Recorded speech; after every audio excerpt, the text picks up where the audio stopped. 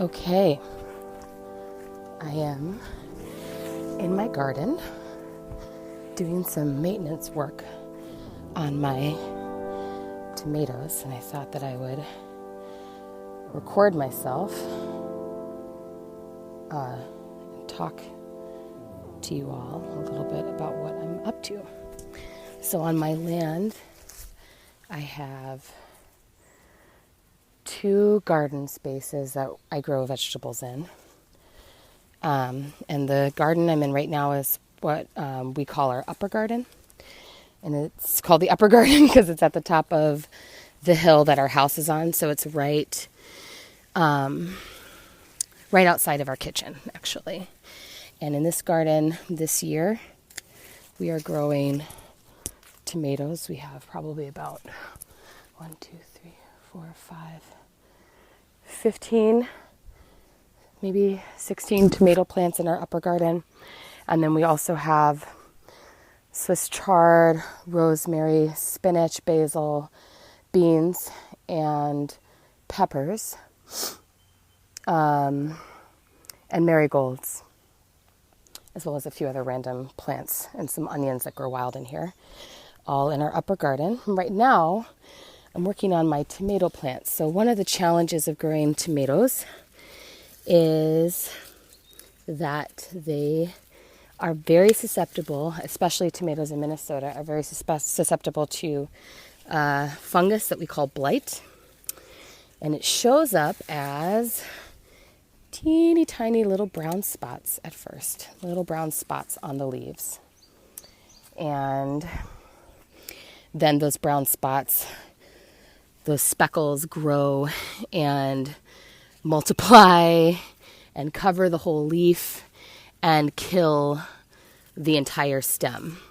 And so you can really tell when a stem has blight on it, because not only is it covered in these brown speckles, but also there will be no flowers at the end of that stem and no fruit can grow on it. And the fungus is very, very viral. So as soon as you see it show up in your garden, you have to cut the stems off that you see the speckles on. Sometimes the blight actually gets into the root stem of the plant, in which case you just know that that plant is going to die. And sometimes that happens after it's already started producing actual tomato fruits. So I've got one that I just was working on like that, where I was able to get all of the, able to cut off all the stems that have active blight on them, but then the actual root stem of the plant is covered in those brown speckles. And it's already got these beautiful tomatoes growing on it that will probably ripen before the plant itself is completely dead. But it's a problem because it means that, I've got to make this hard call, right? Or I should say we, because Sam and I do all of our gardening together. We manage the garden together, but we have to make this hard call. Like, okay, we're going to leave this tomato in the garden, this tomato plant in the garden that has blight on it and has blight in the stem. And we know how viral this thing is, but it also already has fruit on it. And we know that most of the tomatoes already have blight. Most of the plants in the garden already have blight of some kind. We have a few that don't, which probably means that that particular type of tomato that we're growing is less susceptible to it.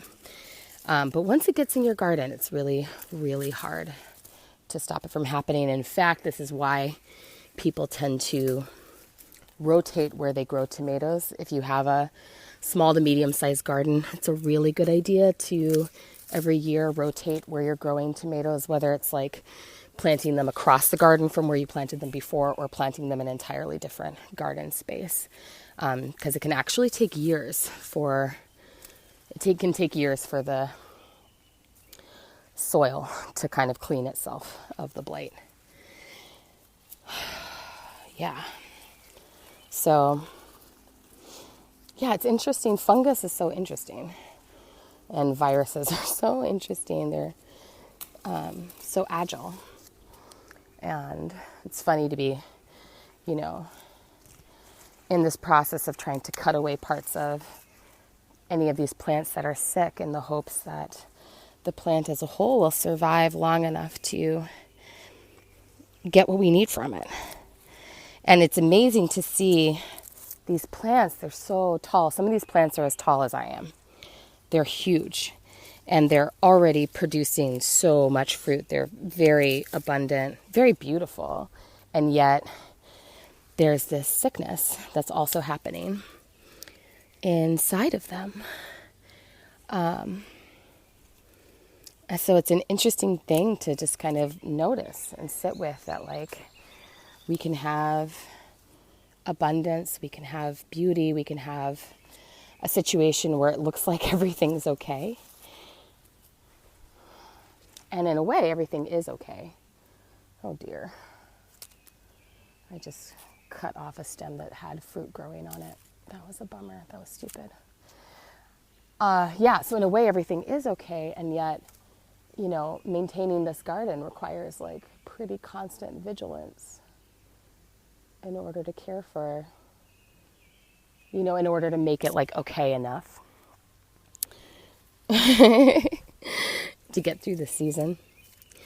I have a friend in the garden with me, my kitten, my cat, Frog. So we had a problem where for a while our cats were really enjoying like pooping in the garden. And that was really upsetting. And so we tried a few different things, including trying spreading dried rosemary all through the garden, which is supposed to be really like noxious to cats.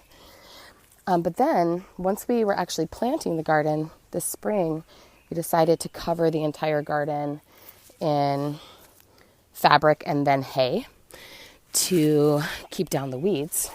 So, because that's always the hardest thing to keep up with when you're gardening is like weeds. Weeds are the worst. Weeds. Only way you can define them is things that you don't want to grow in your garden. So it can be really hard to keep up with. So we put all this hay down and then we spread all this like dried rosemary. And then the cats stopped pooping in the garden, but they started napping in the garden. So now, almost every time I'm out here, one of the cats will just be out here with me, napping in the hay. And they're very like insistent about it. So like I just stepped over Frog, and you know, cats are fairly jumpy creatures. And she was just like, I'm not moving. I'm chilling. This is where I'm taking my nap right now. She just had babies. She just a couple of weeks ago had a new litter of 4 kittens, one of which died.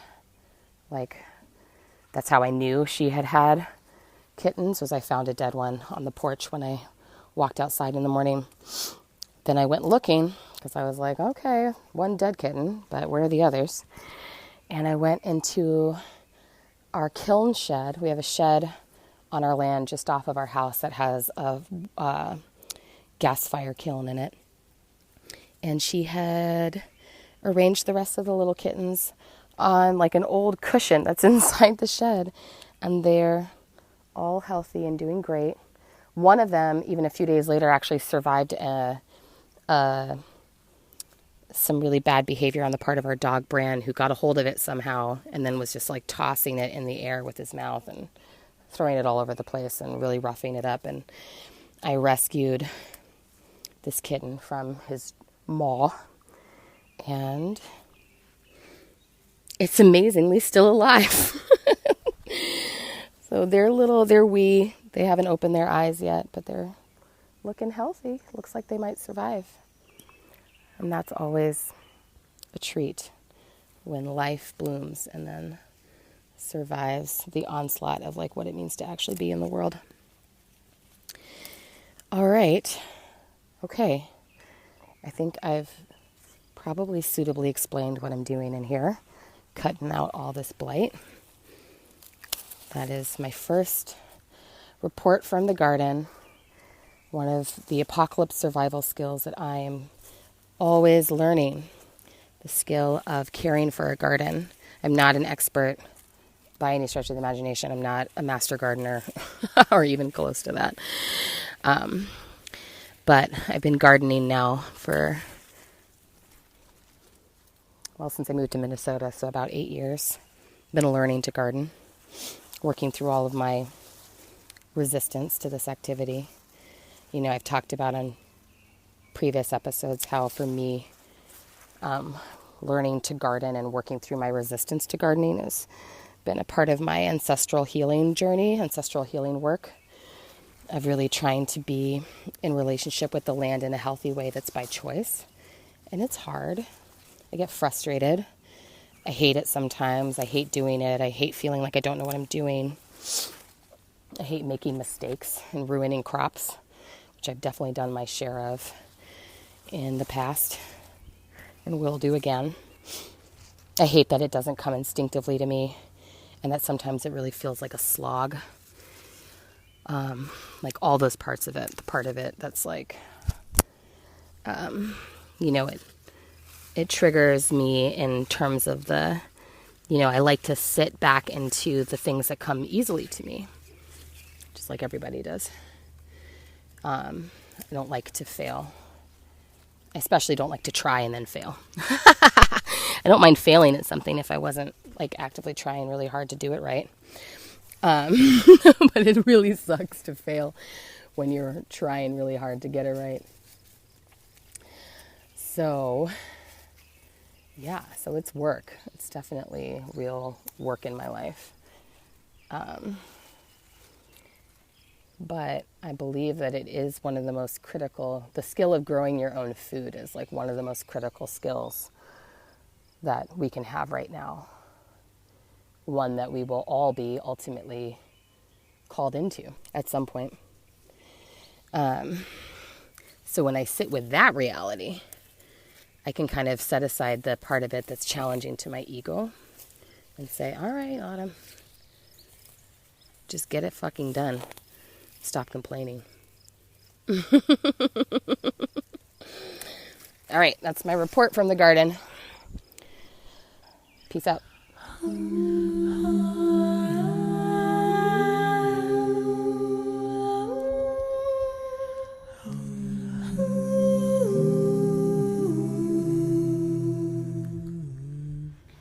Okay, so the last time that I talked to you all about my garden, I was in the middle of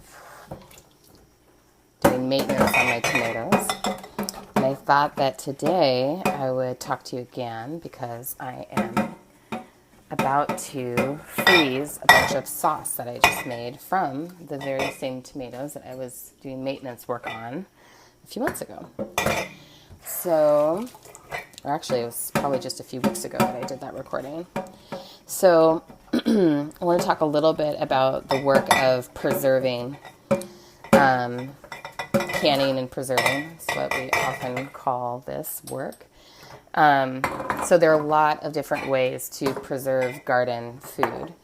And they sort of roughly fall into 3 categories: canning, freezing, and drying.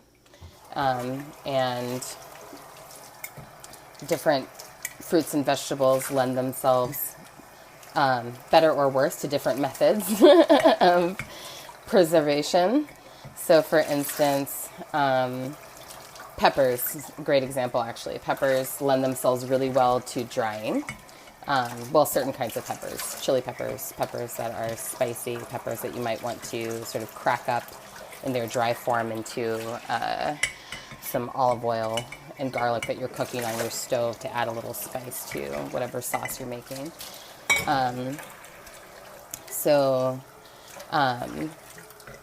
Various kinds of chili peppers lend themselves really well to drying. Peppers generally do not lend themselves well to freezing in a cooked state. And so, over the years I've done a lot of experimentation with various ways to preserve peppers and have found that you can sort of get away with fresh freezing peppers, but if you try to cook them in some way, like saute them and then freeze them, when you finally go to use them, thawing them, once they've been cooked and then frozen, they end up quite gunky and are kind of only useful if you're adding them to a soup. So just as an example, The vegetable that I tend to focus the most on doing preserving with out of my garden is tomatoes. And the way that I tend to do that is by making various types of tomato sauces and then either canning or freezing those sauces. My favorite way to do this is like the simplest way to do it, which is to harvest tomatoes from my garden and slice them and then puree them and then cook them in large pots with a whole lot of olive oil and sauteed diced garlic, and then just adding salt, a lot of salt and pepper. And right at the end of the cooking process, I add a whole bunch of fresh basil, also for my garden. We always plant tomatoes and basil together because they actually are assistive to one another. They're pretty symbiotic as far as plants go. And then they also happen to taste great together, which is often the case. Plants that are symbiotic with one another also often happen to eat well together. So that's just a basic marinara sauce. And I will often do a basic marinara sauce, or I'll do a similar preparation of tomatoes, garlic, and oil, and then add chili peppers and make an arrabbiata sauce. So no basil in that sauce, just peppers. And those are the two sauces that I tend to make for preserving because as very basic sauces, they work well in a variety of dishes that I might make over the course of the fall, winter, and spring. So, you can crack open a can of tomato sauce, of marinara sauce, and use it for any kind of pasta. You can also use it for making, an eggplant parmesan, or, you can even sort of figure out a way to use it to make some kind of soup. So it's a very versatile sauce.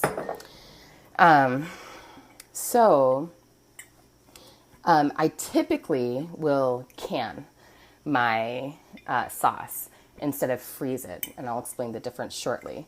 But tonight I'm actually going to be putting my sauce into very large jars and freezing instead of canning, and that's because I actually don't have all of the materials that I need for canning tonight, so I have to do it the way I'm doing it. So, canning versus freezing.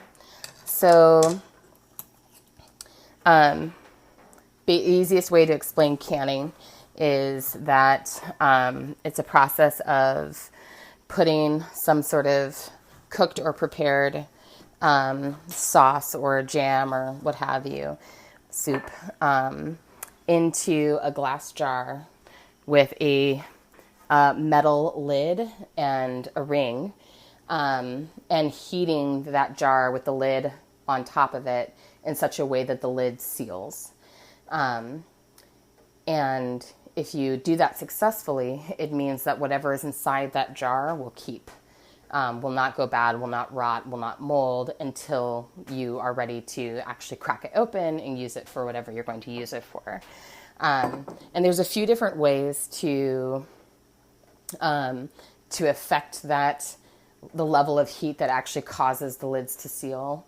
And various methods require various different types of equipment. But the basic equipment that you need is to have large glass jars. The brand of jars that I tend to use is called Ball. And they also make corresponding lids and rings. So if you've ever bought organic honey at the store, usually it comes in one of those thick jars that has a screw top ring that comes off, and then you have to peel off the metal lid. That is the type of ring and lid that I'm talking about. And the lids are very specially made so that when the right level of heat is applied to them, they actually seal against the glass jar. So various ways to do that include what's called water bathing, putting the jars with whatever is inside them, whatever it is that you're preserving, whether it's sauce or jam or whatever, and applying the lid and the ring to the jar with the stuff inside it, and then placing it into a bath of boiling hot water for a period of time. And the amount of time actually does depend on what it is that you're preserving.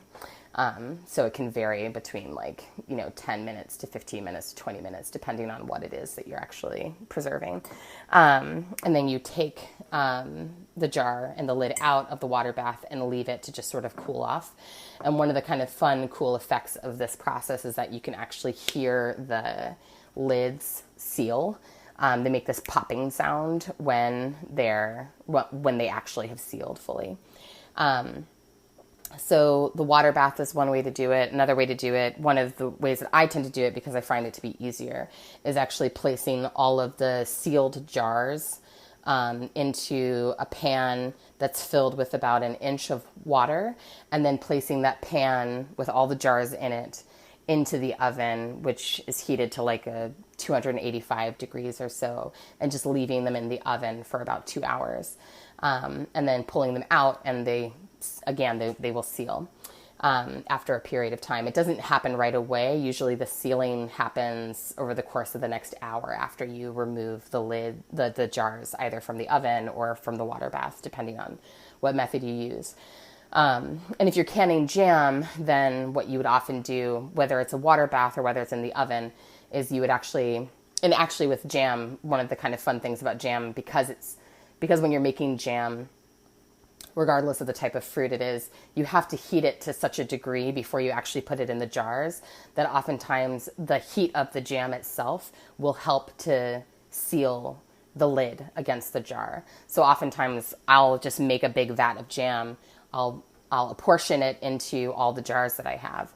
And then I will just put the lid on, screw the ring on, and then turn the jam over on top of itself.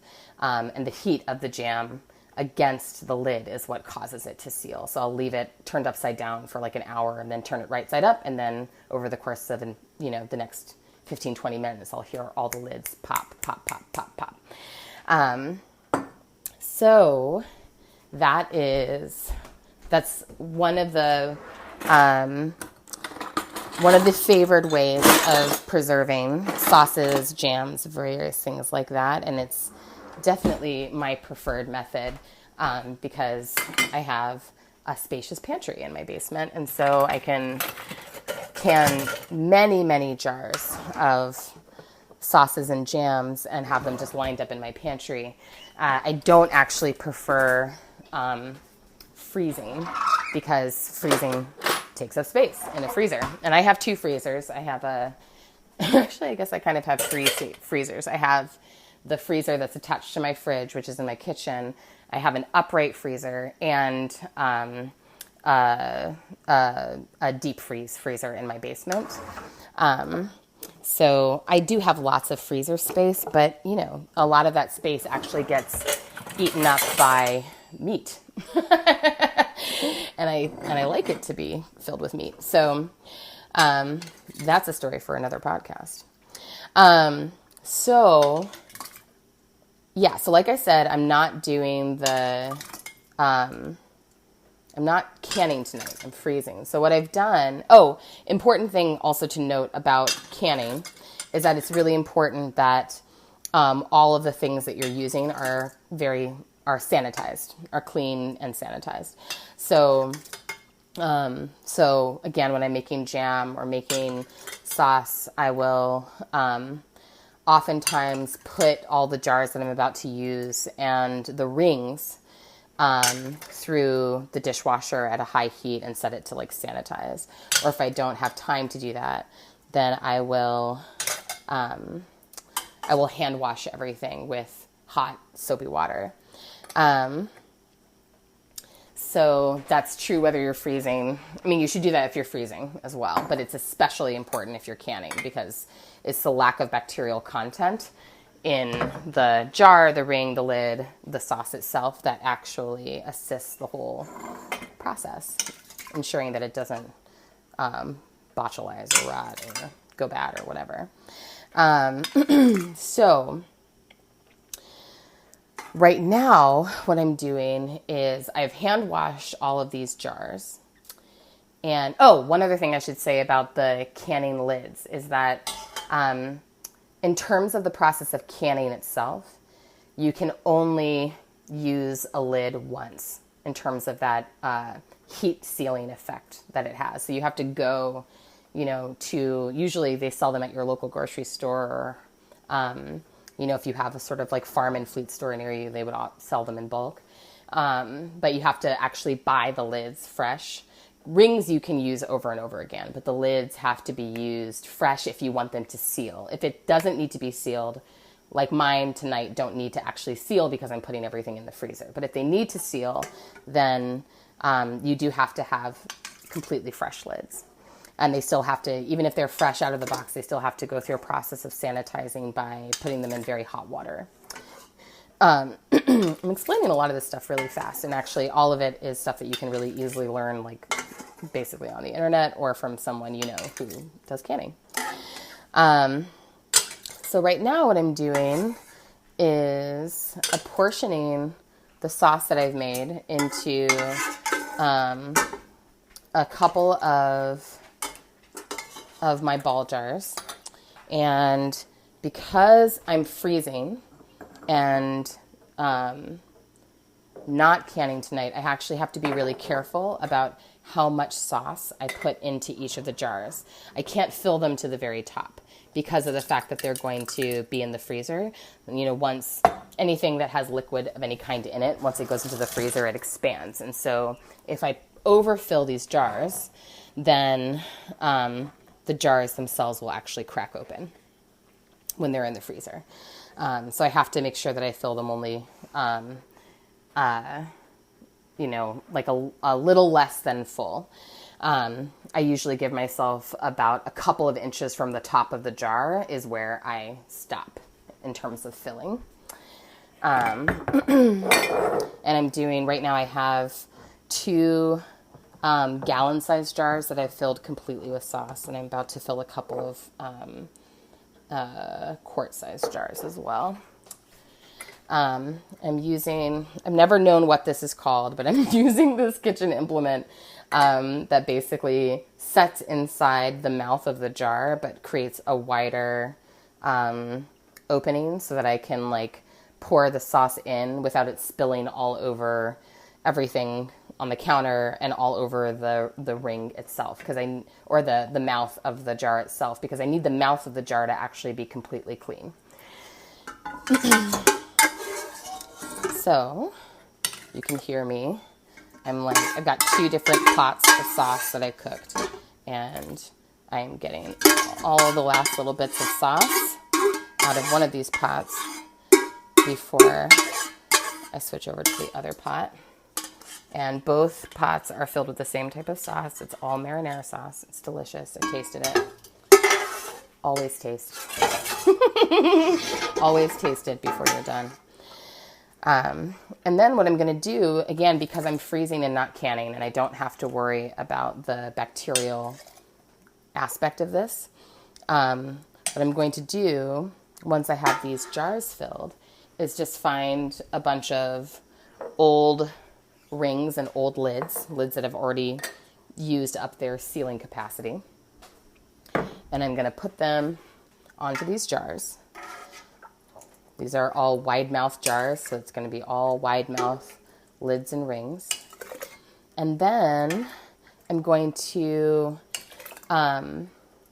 either leave the sauce on the counter overnight so that it cools completely, or I will put, if I have enough room in my fridge, I might even put the sauce, all of the jars, into the fridge so that they cool completely before they go into the freezer. That's another one of the ways that you can ensure that your jars don't crack once they go into the freezer, is by making sure that whatever the content is that's in those jars is actually completely cooled down, because that process of going from very, very hot to freezing causes the expansion to happen in a pretty unsustainable way. You can hear that.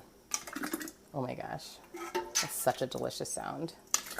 This is honestly one of my favorite activities in the summer. even though it's hot and miserable, right? Like it's hot outside. My country home does not have air conditioning, and it's been very humid in Minnesota. Even in August, it continues to be quite hot and humid in Minnesota. And so it's been a really humid day. So having 2 pots of sauce cooking on the stove is like not ideal on a day like today. And so I'm sweating. I feel gross.